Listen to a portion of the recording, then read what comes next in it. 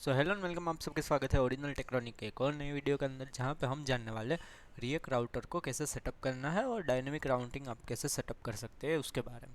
So let's get started. तो basically हमने previous video में रिएक्ट राउटर को बेसिक कैसे इंस्टॉल करना है और उसका स्ट्रक्चर तो देख ही लिया था। तो उसको अगर हम क्विकली रिवाइज करें तो यहाँ पे पहले तो आपको क्या करना है, ब्राउज़र राउटर को इंपोर्ट करना है और राउट्स को इंपोर्ट करना है, जो कि रैपर हो गए यहाँ पे हमारे राउट के।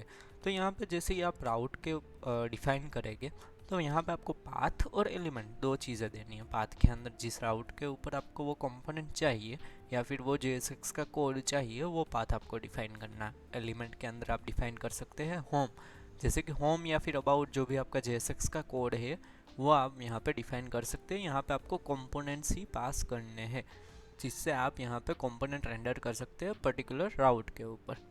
तो अगर यहाँ पे हम देखें कि फिर वो उसको नेविगेट हम कैसे कर सकते हैं, नेविगेशन के लिए भी रिएक्ट राउटर डोम हम एक टैग प्रोवाइड करता है, लिंक टैग। अगर आप लिंक की जगह पे ए टैग या कि एंकर टैग का यूज़ करेंगे तो पेज रिफ्रेश होगा, लेकिन लिंक टैग में पेज आपका रिफ्रेश नहीं होगा।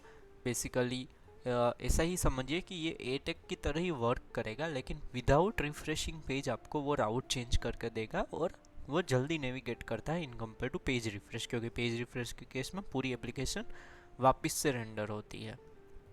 फिर अगर हम यहाँ पे देखें कि डायनेमिक राउटिंग देना है आपको, यानी कि पैरामीटर टाइप आपको राउटिंग देना है, जहाँ पे आईडीज कुछ पास हो रही है और आपको वहाँ पे कुछ रेंडर करना हो। तो यहाँ पे हम क्या करेंगे, राउट के अंदर पाथ देंगे और स्लैश यूज़र स्लैश कॉलन और आईडी। कॉलन आईडी यानी कि ये आप एज अ पैरामीटर या फिर क्वेरी पैरामीटर भी आप कह सकते हैं, उस तरीके से आप इसको यूज़ कर सकते हैं पैरामीटर्स के तौर के।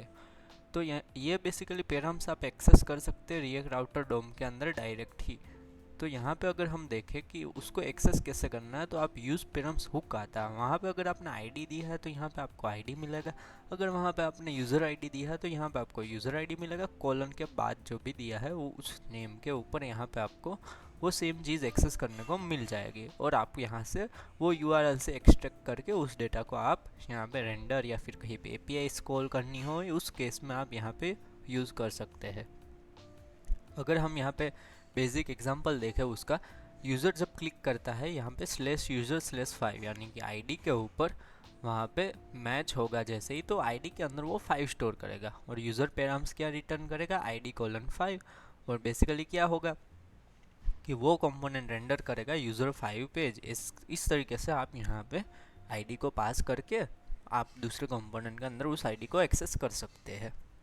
बेसिकली अगर हम समरी देखें यहाँ पे, तो आप राउट्स डिफाइन कर सकते हैं। बेसिकली अलग अलग टाइप्स के पेजेस को आपको डिफाइन करना हो तो आप यहाँ पे पेजेस को डिफाइन कर सकते हैं, और जो कि डिफरेंट डिफरेंट कंपोनेंट्स यहाँ पे रेंडर करेगा।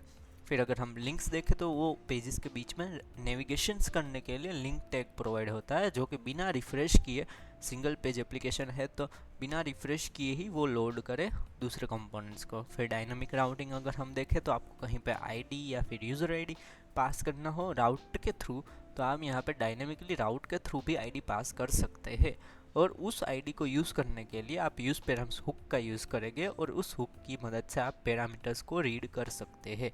सो आई होप आपको ये सारा टॉपिक समझ में आया होगा, और उसके रिलेटेड में यहाँ पे कुछ इंटरव्यू क्वेश्चंस है, तो इसका आप स्क्रीनशॉट ले सकते हैं या फिर पॉज करके देख सकते हो, और अगर कुछ डाउट हो तो कमेंट सेक्शन में भी पूछ सकते हैं। सो आई होप आपको ये वीडियो पसंद आया होगा। पसंद आया तो लाइक शेयर सब्सक्राइब जरूर कीजिएगा। Thank you guys for watching, signing off.